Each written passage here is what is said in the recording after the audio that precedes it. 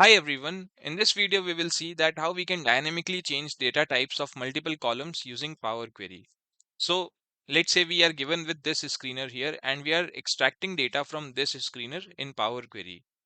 So if we see the screener, this is the screener that we have and we are getting 85 results in return. And if we see the result in Power Query as well, we have 85 rows here. We have 85 rows. Now, what is the issue? The issue is, let's say if we start from this column CMP, its data type should be number, but it is of type text here. Again, if we see rest of the columns, if we see P here, so it should be data type number, but it is given as type text. If we see rest of the columns as well, same case here. They all should be type number, but they are given as text here. So when we are extracting, we are getting type text in return. So how can we deal with such kind of situation? How can we change the data type to type number? So if we go here and change the data type of all the columns manually here, let's see what is the result that we will get. So if we go here and change the data type of this CMP column to type number, we will click on this icon and we will change this to type decimal number. Similarly, we will go to the next column, decimal number, and again for rest of the columns as well. So if we, let's say, go to the last, I will skip these columns. I will show that what is the issue that we will face. So we will change this to type decimal number, and again type as decimal number. So if we see what is the code that is generated here, this is the code. This is the code that we have, and what we have the column name and we have the corresponding data type which we have transformed to.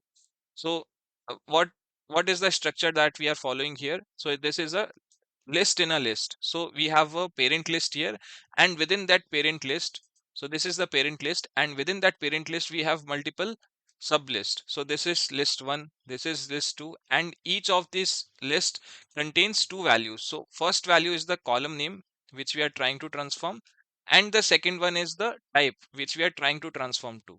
So this is the structure that we are following here. Now what is the issue with this? So the issue is, let's say if we go in future and get data for a different screener. So let's say we are trying to get data from this screener. So we will copy the link here. We will go to screener and we will change the link here. And if we see the results, we will get this error that column sales growth was not found. If we see the table here that is generated before changing the data type, we will get the correct result. And if we see the result, we don't have this sales growth column here. And if we see here, we have sales growth column. We have changed the type of sales growth column here. So this is the issue that we will face, that in case if the column names changes in future, so we will face this issue, right? And if we see here as well, let's say in this table, we have average volume 1 week column, but we don't have these columns here in this table in Coffee Can portfolio. So these are the issues. If let's say column names changes in future, if number of columns changes in future, then we will face this issue. So how we can deal with this issue? Let's see that. So if we have studied the structure of the M code that is generated by Power Query, so we will try to create this structure manually and then we will work upon this, right? So the idea is that any columns that we have after name column and the code column, so any number of columns that we have after the first two columns, we have to transform them to type number, right? So our first target will be to extract the list of all the column names that we have apart from name and code. So that is our first goal.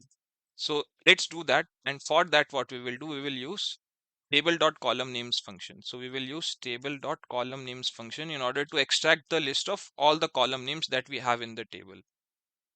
And in this, we will give the table as the result that we have extracted. So we will use that TBL variable. So this is the result that we have extracted. And this is these are the column names, list of column names that we have got here. Let's say if we change the screener back to Coffee Can portfolio, then this list will update automatically. If we see the result here of column names, then this list is updated automatically. So this is the advantage of using table.columnNames function, that in case we have to make anything dynamic that is related to the name of the column, then we can use this function in order to make our query dynamic. So we have got all the column names. Now our next task is to skip the first two column names because we don't have to change the type of first two column names here. So we will skip them by using list.skip function. So we will use list.skip, and from this list we have to skip the first two items. So we will input 2 here. So we have got this list here and we have 12 columns here.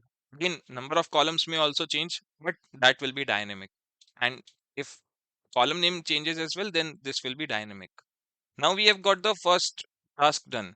That is, we have got the list of column names here. Now the next task is that for, if we see the parent list, within this parent list we have these sublist.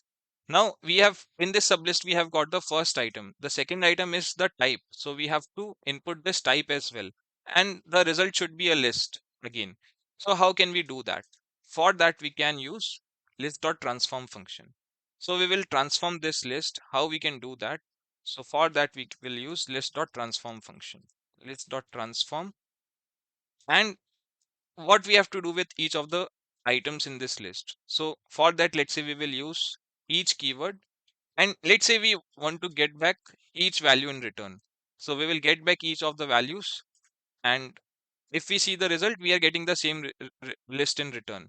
Let's say if we wrap that thing inside curly brackets in order to get a list of those items back, then let's see what we will get. So what we will get now, we will get a list. What we have done for each of the items using list.transform, that for each of the items, we have created a list with those items in that list. So we have created a list in which we have the name of the column. Again, we have created a list in which we have a name of the column. So this complete list is the parent list, and within that we have various sublist. Now this is the first element of that sublist. The next element is the type.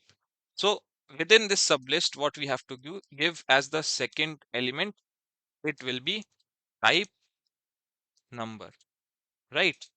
So if we see now, we have got this as a result.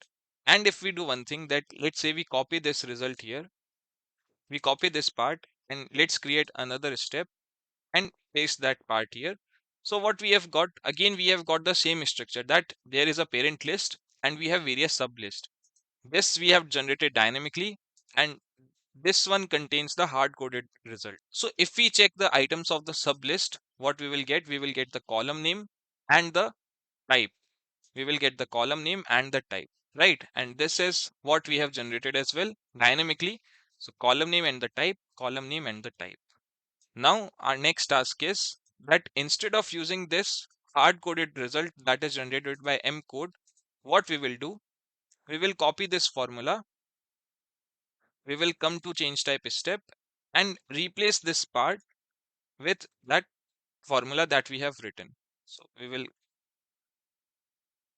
check this formula and we have got the correct result. So we have changed the type of all the columns to type number, right? And if we, let's say, check out another screen, so this will be dynamic. So we will check out. So right now we are working with coffee can portfolio. If we change this to price volume action screen, then our result will be dynamic.